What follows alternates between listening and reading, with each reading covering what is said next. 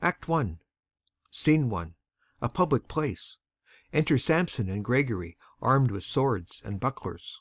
Gregory, on my word, will not carry coals. No, for then we should be colers. I mean, and we be in collar, we'll draw. Aye, while you live, draw your neck out of the collar. I strike quickly, being moved. But thou art not quickly moved to strike. A dog of the house of Montague moves me. To move is to stir, and to be valiant is to stand. Therefore, if thou art moved, thou runn'st away. A dog of that house shall move me to stand. I will take the wall of any man or maid of Montague's. That shows thee a weak slave, for the weakest goes to the wall. True, and therefore women, being the weaker vessels, are ever thrust to the wall. Therefore I will push Montague's men from the wall, and thrust his maids to the wall. The quarrel is between our masters, and us their men. 'Tis all one. I will show myself a tyrant. When I have fought with the men, I will be cruel with the maids. I will cut off their heads. The heads of the maids? Ay, the heads of the maids, or their maiden heads. Take it in what sense thou wilt. They must take it in sense that feel it. Me they shall feel while I am able to stand, and 'tis known I am a pretty piece of flesh. 'Tis well thou art not fish. If thou hadst been poor John. Draw thy tool. Here comes two of the house of Montagues. My naked weapon is out.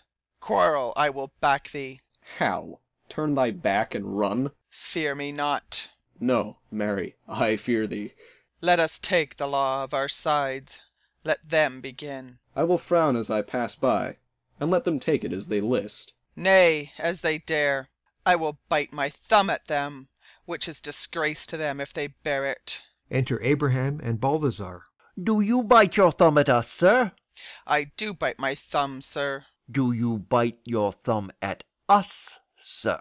Is the law of our side if I say aye? No. No, sir, I do not bite my thumb at you, sir.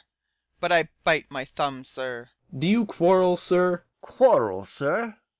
No, sir. But if you do, sir, am for you. I serve as good a man as you. No better. Well, sir. Say better. Here comes one of my master's kinsmen. Yes, better, sir. You lie. Draw, if you be men. Gregory, remember thy swashing blow. They fight. Enter Benvolio. Part, fools! Put up your swords! You know not what you do! Beats down their swords. Enter Tybalt. What? Art thou drawn among these heartless hinds? Turn thee, Benvolio. Look upon my death. I do but keep the peace. Put up thy sword, or manage it to part these men with me. What? Drawn and talk of peace? I hate the word, as I hate hell, all Montagues, and thee. Have at thee, coward. They fight. Enter several of both houses, who join the fray. Then enter citizens with clubs. Clubs, bills, and partisans, strike, beat them down. Down with the Capulets, down with the Montagues. Enter Capulet in his gown, and Lady Capulet. What noise is this? Give me my long sword, ho! A crutch, a crutch. Why call you for a sword? My sword, I say. Old Montague is come, and flourishes his blade in spite of me. Enter Montague and his Lady Montague. Thou villain, Capulet, hold me not, let me go. Thou shalt not stir 1 foot to seek a foe. Enter Prince with attendants. Rebellious subjects, enemies to peace, profaners of this neighbour-stained steel. Will they not hear? What, ho, you men, you beasts, that quench the fire of your pernicious rage, with purple fountains issuing from your veins, on pain of torture from those bloody hands. Throw your mistempered weapons to the ground, and hear the sentence of your moved prince. 3 civil brawls, bred of an airy word, by thee, old Capulet and Montague, have thrice disturbed the quiet of our streets, and made Verona's ancient citizens cast by their grave beseeming ornaments to wield old partisans in hands as old, cankered with peace, to part your cankered hate.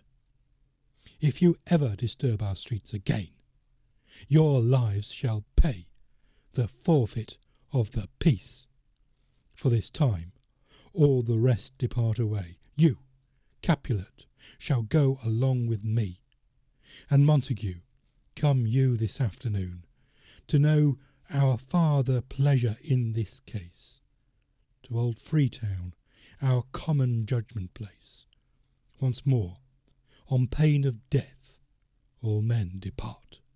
Exeunt Prince and attendants, Capulet, Lady Capulet, Tybalt, citizens, and servants. Who set this ancient quarrel new abroach? Speak, nephew, were you by when it began?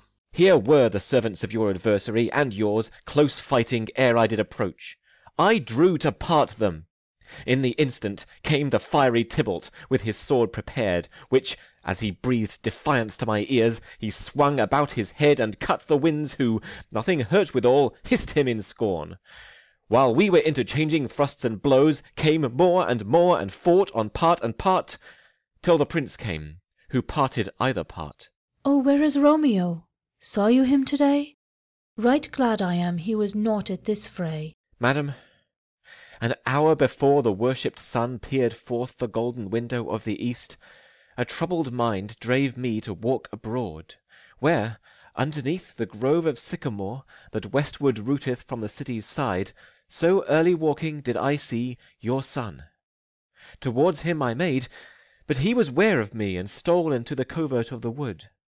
I, measuring his affections by my own, that are most busied when they're most alone, pursued my humour, not pursuing his, and gladly shunned who gladly fled from me. Many a morning hath he there been seen, with tears augmenting the fresh morning's dew, adding to clouds more clouds with his deep sighs. But all so soon as the all-cheering sun should in the farthest east begin to draw the shady curtains from Aurora's bed, away from light steals home my heavy son, and private in his chamber pens himself, shuts up his windows, locks fair daylight out, and makes himself an artificial night. Black and portentous must this humour prove, unless good counsel may the cause remove. My noble uncle, do you know the cause? I neither know it, nor can learn of him. Have you importuned him by any means? Both by myself and many other friends. But he, his own affection's counsellor, is to himself, I will not say how true, but to himself so secret and so close, so far from sounding and discovery, as is the bud bit with an envious worm, ere he can spread his sweet leaves to the air, or dedicate his beauty to the sun. Could we but learn from whence his sorrows grow, we would as willingly give cure as know. See where he comes! So please you, step aside. I'll know his grievance, or be much denied. I would thou wert so happy by thy stay to hear true shrift. Come, madam, let's away. Exeunt Montague and Lady. Enter Romeo. Good morrow, cousin. Is the day so young? But new struck 9. Ay me, sad hours seem long. Was that my father that went hence so fast? It was. What sadness lengthens Romeo's hours? Not having that which, having, makes them short. In love? Out. Of love? Out of her favour, where I am in love. Alas, that love so gentle in his view should be so tyrannous and rough in proof. Alas, that love, whose view is muffled still, should without eyes see pathways to his will. Where shall we dine? Oh me, what fray was here? Yet tell me not, for I've heard it all. Here's much to do with hate, but more with love. Why then, O brawling love, O loving hate? O anything of nothing first create? O heavy lightness, serious vanity, misshapen chaos of well-seeming forms, feather of lead, bright smoke, cold fire, sick health, still waking sleep. That is not what it is. This love feel I, that feel no love in this. Dost thou not laugh? No, coz, I rather weep. Good heart, at what? At thy good heart's oppression. Why, such is love's transgression. Griefs of mine own lie heavy in my breast, which thou wilt propagate to have it pressed with more of thine. This love that thou hast shown doth add more grief to too much of mine own. Love is a smoke raised with the fume of sighs, being purged, a fire sparkling in lovers' eyes, being vexed, a sea nourished with lovers' tears. What is it else? A madness most discreet, a choking gall and a preserving sweet. Farewell, my coz. Going. Soft, I will go along, and if you leave me so, you do me wrong. Tut, I have lost myself. I am not here. This is not Romeo. He's some other where. Tell me, in sadness, who is that you love? What? Shall I groan and tell thee? Groan? Why, no, but sadly tell me who. Bid a sick man in sadness make his will. Ah, word ill urged to one that is so ill. In sadness, cousin, I do love a woman. I aimed so near when I supposed you loved. A right good markman, and she's fair, I love. A right fair mark, fair coz, is soonest hit. Well, in that hit you miss. She'll not be hit with Cupid's arrow. She hath Dian's wit, and in strong proof of chastity well armed, from love's weak childish bow she lives unharmed. She will not stay the siege of loving terms, nor bide th' encounter of assailing eyes, nor ope her lap to saints seducing gold. Oh, she's rich in beauty, only poor that when she dies, with beauty dies her store. Then she hath sworn that she will still live chaste? She hath, and in that sparing makes huge waste for beauty, starved with her severity, cuts beauty off from all posterity. She's too fair, too wise, wisely too fair, to merit bliss by making me despair. She hath forsworn to love, and in that vow do I live dead that live to tell it now. Be ruled by me. Forget to think of her. Oh, teach me how I should forget to think. By giving liberty unto thine eyes, examine other beauties. 'Tis the way to call hers exquisite in question more. These happy masks that kiss fair ladies' brows, being black, puts us in mind they hide the fair. He that is strucken blind cannot forget the precious treasure of his eyesight lost. Show me a mistress that is passing fair. What doth her beauty serve but as a note where I may read who passed that passing fair? Farewell. Thou canst not teach me to forget. I'll pay that doctrine, or else die in debt. Exeunt. Scene 2. A street. Enter Capulet, Paris, and servant. But Montague is bound as well as I, in penalty alike. 'Tis not hard, I think, for men so old as we to keep the peace. Of honourable reckoning are you both, and pity 'tis you lived at odds so long. But now, my lord, what say you to my suit? But saying o'er what I have said before, my child is yet a stranger in the world. She hath not seen the change of 14 years. Let 2 more summers wither in their pride, ere we may think her right to be a bride.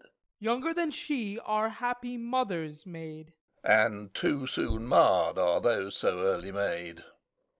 The earth hath swallowed all my hopes but she. She is the hopeful lady of my earth. But woo her, gentle Paris, get her heart. My will to her consent is but a part, and she agree, within her scope of choice lies my consent, and fair according voice. This night I hold an old accustomed feast, whereto I have invited many a guest, such as I love, and you among the store, one more, most welcome makes my number more. At my poor house look to behold this night earth-treading stars that make dark heaven light, such comfort as do lusty young men feel when well-apparelled April on the heel of limping winter treads. Even such delight among fresh female buds shall you this night inherit at my house. Hear all see, and like her most whose merit most shall be.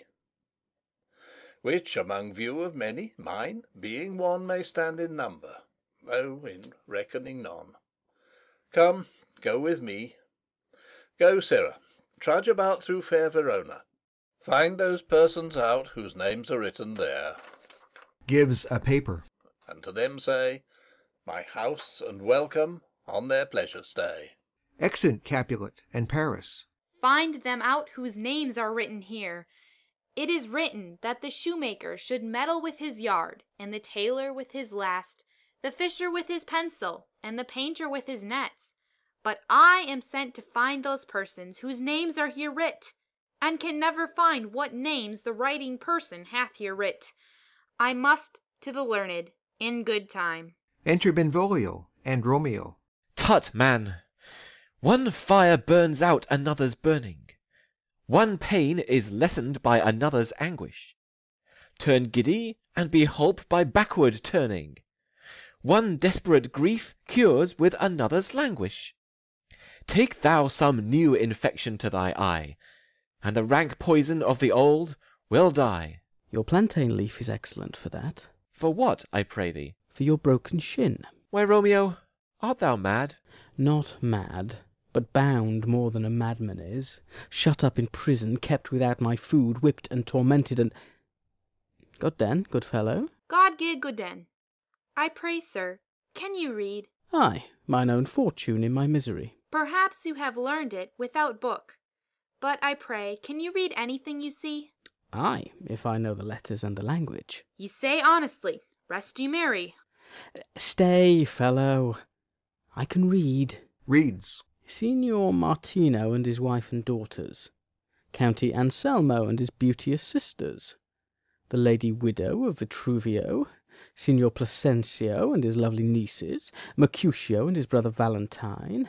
Mine uncle Capulet, his wife and daughters, my fair niece Rosaline, Livia, Signor Valencio and his cousin Tybalt, Lucio and the lively Helena. A fair assembly. Gives back the paper. Whither should they come? Up. Whither? To supper. To our house. Whose house? My master's. Indeed, I should have asked you that before. Now I'll tell you without asking. My master is the great rich Capulet, and if you be not of the house of Montagues, I pray, come and crush a cup of wine. Rest you merry. Exit. At this same ancient feast of Capulets sups the fair Rosaline whom thou so lovest, with all the admired beauties of Verona. Go thither, and with unattainted eye compare her face with some that I shall show, and I will make thee think thy swan a crow. When the devout religion of mine eye maintains such falsehood, then turn tears to fires. And these, who often drowned, could never die, transparent heretics, be burnt for liars. One fairer than my love? The all-seeing sun ne'er saw her match since first the world begun. Tut, you saw her fair, none else being by, herself poised with herself in either eye. But in that crystal scales let there be weighed your lady's love against some other maid, that I will show you shining at this feast, and she shall scant show well that now shows best. I'll go along, no such sight to be shown, but to rejoice in splendour of my own. Exeunt. Scene 3. Room in Capulet's house. Enter Lady Capulet and nurse. Nurse, where's my daughter? Call her forth to me. Now by my maidenhead, at 12-year-old, I bade her come. What lamb? What ladybird? God forbid, where's this girl? What, Juliet? Enter Juliet. How now? Who calls? Your mother. Madam, I am here. What is your will? This is the matter. Nurse, give leave a while, we must talk in secret. Nurse, come back again. I have remembered me. Thou's hear our counsel. Thou knowest my daughter's of a pretty age. Faith, I can tell her age unto an hour. She's not 14. I'll lay 14 of my teeth. And yet, to my teen it be spoken, I have but 4. She is not 14. How long is it now to Lammastide? A fortnight, and odd days. Even or odd of all days in the year, Come Lammas Eve at night, she shall be 14. Susan and she, God rest all Christian souls, were of an age. Well, Susan is with God.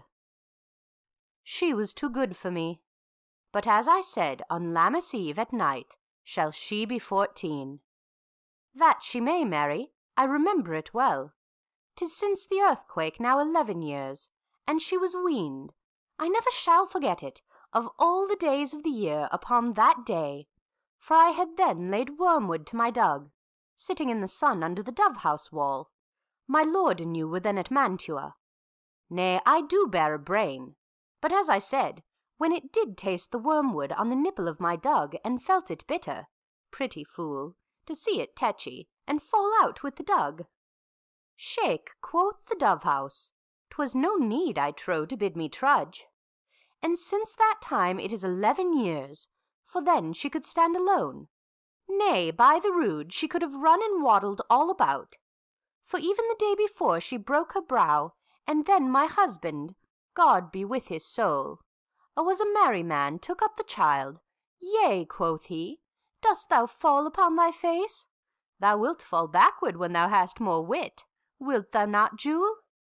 And by my holy dame, the pretty wretch left crying, and said, I. To see now how a jest shall come about. I warrant, and I should live 1,000 years, I never should forget it.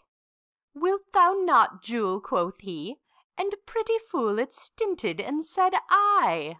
Enough of this, I pray thee hold thy peace.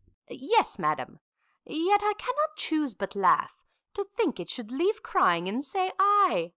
And yet I warrant it had upon its brow a bump as big as a young cockerel stone, a perilous knock, and it cried bitterly.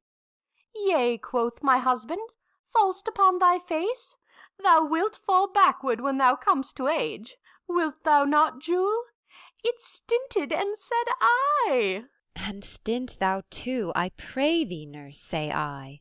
Peace, I have done. Thou wast the prettiest babe that e'er I nursed, and I might live to see thee married once I have my wish. Marry, that marry is the very theme I came to talk of. Tell me, daughter Juliet, how stands your disposition to be married? It is an honour that I dream not of. An honour! Were not I thine only nurse, I would say thou hadst sucked wisdom from thy teat. Well, think of marriage now. Younger than you, here in Verona, ladies of esteem, are made already mothers. By my count I was your mother much upon these years that you are now a maid. Thus, then, in brief, the valiant Paris seeks you for his love. A man, young lady, such a man as all the world. Why, he's a man of wax. Verona's summer hath not such a flower. Nay, he's a flower, in faith, a very flower. What say you? Can you love the gentleman? This night you shall behold him at our feast. Read o'er the volume of young Paris's face, and find delight writ there with beauty's pen. Examine every married lineament, and see how one another lends content, and what obscured in this fair volume lies, find written in the margent of his eyes. This precious book of love, this unbound lover, to beautify him only lacks a cover. The fish lives in the sea, and 'tis much pride for fair without the fair within to hide. That book in many's eyes doth share the glory, that in gold clasps locks in the golden story. So shall you share all that he doth possess, by having him, making yourself no less. No less, nay, bigger. Women grow by men. Speak briefly. Can you like of Paris's love? I'll look to like, if looking liking move. But no more deep will I endart mine eye than your consent gives strength to make it fly. Enter a servant. Madam, the guests are come, supper served up. You called, my young lady asked for, the nurse cursed in the pantry, and everything in extremity. I must hence to wait. I beseech you follow straight. We follow thee. Exit servant. Juliet, the county stays. Go, girl. Seek happy nights to happy days. Exit. Scene 4. A street. Enter Romeo, Mercutio, Benvolio, with 5 or 6 maskers, torchbearers, and others. What, shall this speech be spoke for our excuse, or shall we on without apology? The date is out of such prolixity. We'll have no Cupid hoodwinked with a scarf, bearing a Tartar's painted bow of laugh, scaring the ladies like a crow-keeper, nor no without-book prologue faintly spoke after the prompter for our entrance. But let them measure us by what they will. We'll measure them a measure, and be gone. Give me a torch. I'm not for this ambling. Being but heavy, I will bear the light. Nay, gentle Romeo, we must have you dance. Not I, believe me. You have dancing shoes with nimble soles. I have a soul of lead, so stakes me to the ground I cannot move. You are a lover. Borrow Cupid's wings, and soar with them above a common bound. I am too sore and pierced with his shaft to soar with his light feathers, and so bound I cannot bound a pitch above dull woe. Under love's heavy burden do I sink. And to sink it in, should you burden love. Too great oppression for a tender thing. Is love a tender thing? It is too rough, too rude, too boisterous, and it pricks like thorn. If love be rough with you, be rough with love. Prick love for pricking, and you beat love down. Give me a case to put my visage in. Putting on a mask. A vizard for a vizard. What care I what curious eye doth quote deformities? Here are the beetle brows shall blush for me. Come, knock and enter, and no sooner in, but every man betake him to his legs. A torch for me. Let wantons, light of heart, tickle the senseless rushes with their heels, for I am proverbed with a grandsire phrase. I'll be a candle holder and look on. The game was ne'er so fair, and I am done. Tut, done's the mouse, the constable's own word. If thou art done, we'll draw thee from the mire of this, Sir Reverence, love, wherein thou stick'st up to the ears. Come, we burn daylight, ho. Nay, that's not so. I mean, sir, in delay we waste our lights in vain, like lamps by day. Take our good meaning, for our judgment sits 5 times in that, ere once in our 5 wits. And we mean well in going to this mask, but 'tis no wit to go. Why, may one ask? I dreamt a dream tonight. And so did I. Well, what was yours? That dreamers often lie. In bed asleep, while they do dream things true. Oh, then I see Queen Mab hath been with you. She is the fairies' midwife, and she comes in shape no bigger than an agate stone on the forefinger of an alderman, drawn with a team of little atomies athwart men's noses as they lie asleep. Her waggon spokes made of long spinner's legs, the cover of the wings of grasshoppers, the traces of the smallest spider's web, the collars of the moonshine's watery beams, her whip of cricket's bone, the lash of film, her waggoner a small grey-coated gnat, not half so big as a round little worm pricked from the lazy finger of a maid. Her chariot is an empty hazelnut, made by the joiner's squirrel or old grub, time out of mind the fairies' coachmakers. And in this state she gallops, night by night, through lovers' brains, and then they dream of love, or courtiers' knees that dream on curtsies straight, or lawyers' fingers who straight dream on fees, or ladies' lips who straight on kisses dream, which oft the angry Mab with blisters plagues, because their breaths with sweetmeats tainted are. Sometime she gallops o'er a courtier's nose, and then dreams he of smelling out a suit, and sometimes comes she with a tithe-pig's tail, tickling a parson's nose as he lies asleep, then dreams he of another benefice. Sometime he driveth o'er a soldier's neck, and then dreams he of cutting foreign throats, of breaches, ambuscados, Spanish blades, of healths 5 fathom deep, and then, anon, drums in his ear, at which he starts and wakes, and being thus frightened, swears a prayer or two, and sleeps again. This is that very Mab that plats the manes of horses in the night, and bakes the elf-locks in foul sluttish hairs, which, once untangled, much misfortune bodes. This is the hag, when maids lie on their backs, that presses them, and learns them first to bear, making them women of good carriage. This is she. Peace, peace, Mercutio, peace. Thou talk'st of nothing.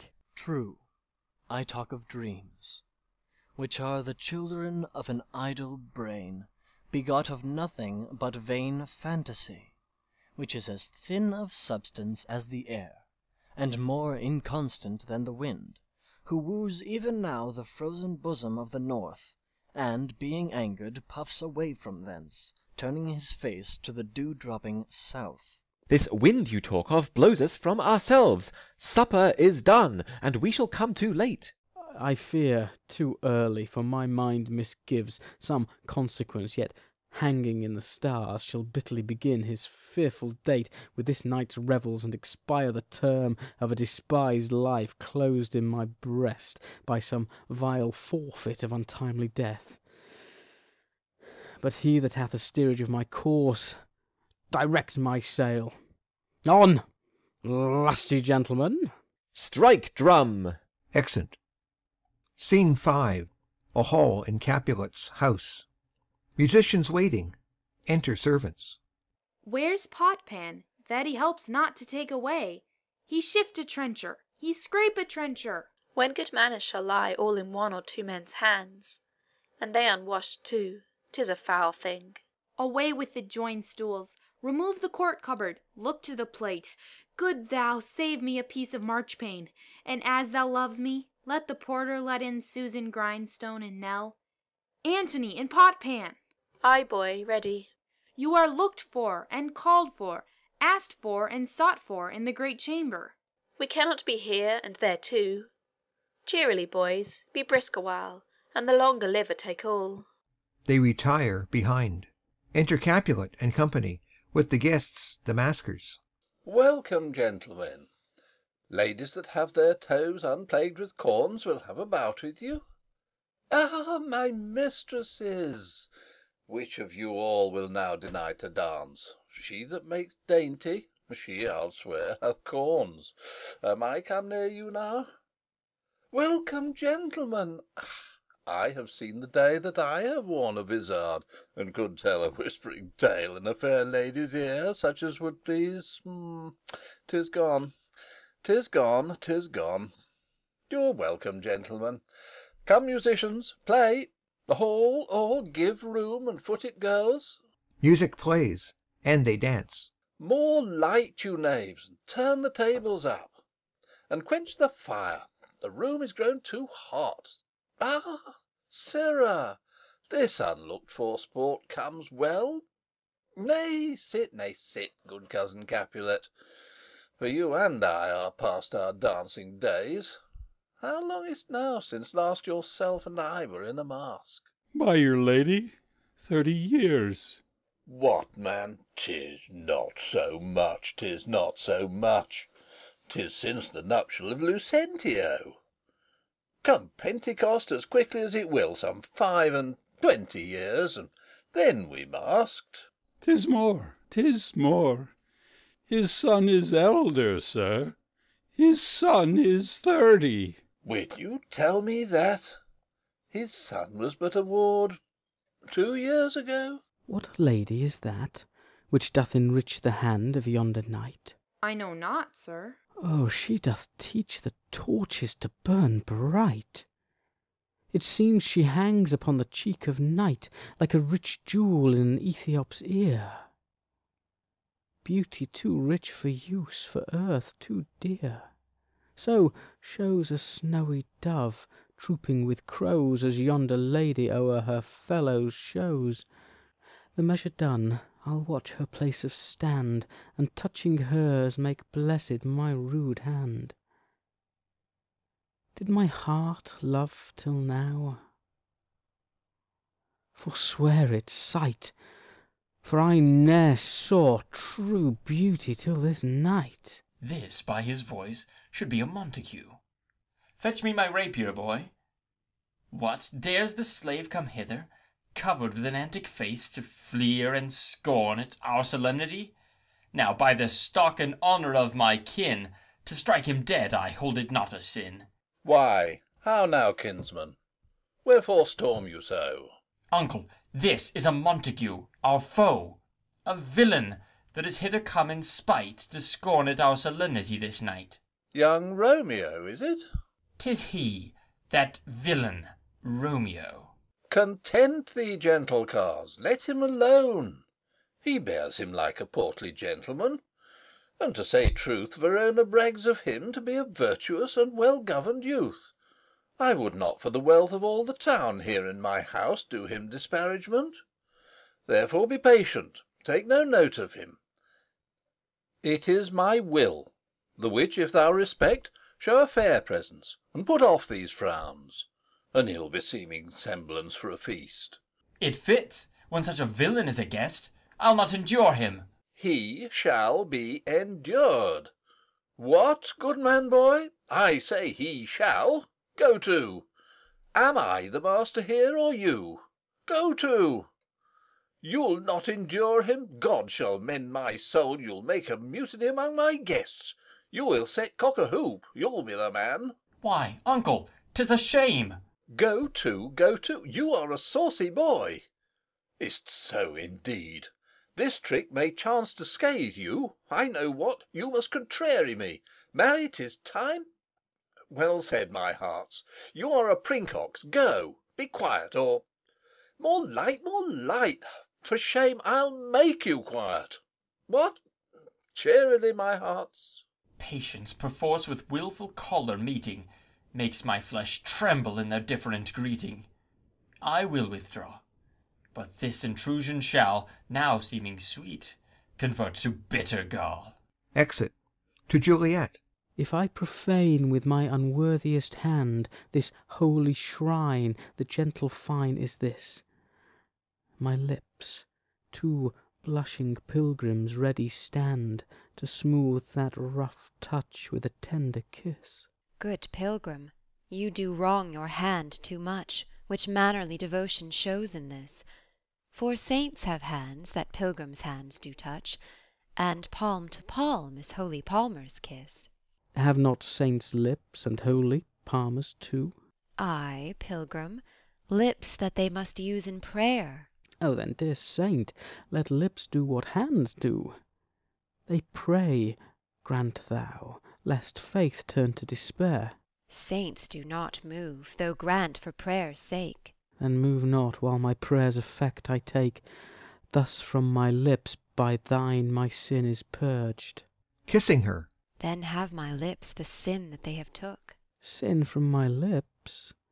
O trespass, sweetly urged, give me my sin again. You kiss by the book. Madam, your mother craves a word with you. What is her mother?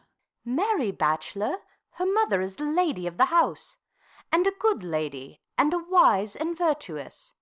I nursed her daughter that you talked withal. I tell you, he that can lay hold of her shall have the chinks. Is she a Capulet? Oh, dear account, my life is my foe's debt. Away, begone! The sport is at the best. Ay, so I fear.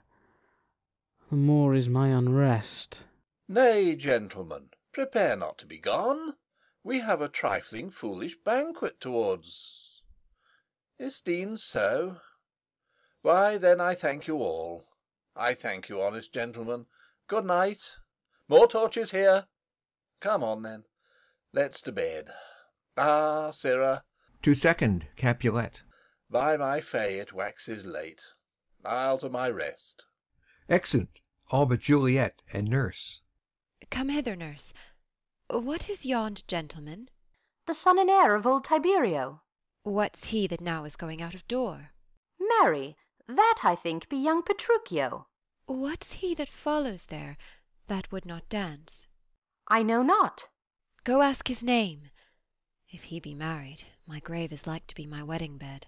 His name is Romeo and Montague, the only son of your great enemy. My only love sprung from my only hate, too early seen unknown, and known too late. Prodigious birth of love it is to me that I must love a loathed enemy. What's this? What's this? A rhyme I learned even now, of one I danced withal. One calls within. Juliet. Anon, anon. Come, let's away. The strangers are all gone. Exeunt. Enter chorus. Now old desire doth in his deathbed lie, and young affection gapes to be his heir. That fair for which love groaned for and would die, with tender Juliet matched is now not fair. Now Romeo is beloved and loves again, alike bewitched by the charm of looks, but to his foe supposed he must complain, and she steal love's sweet bait from fearful hooks. Being held a foe he may not have access to breathe such vows as lovers used to swear, and she as much in love, her means much less, to meet her new beloved anywhere. But passion lends them power time means to meet, tempering extremities with extreme sweet. Exit. End of Act 1.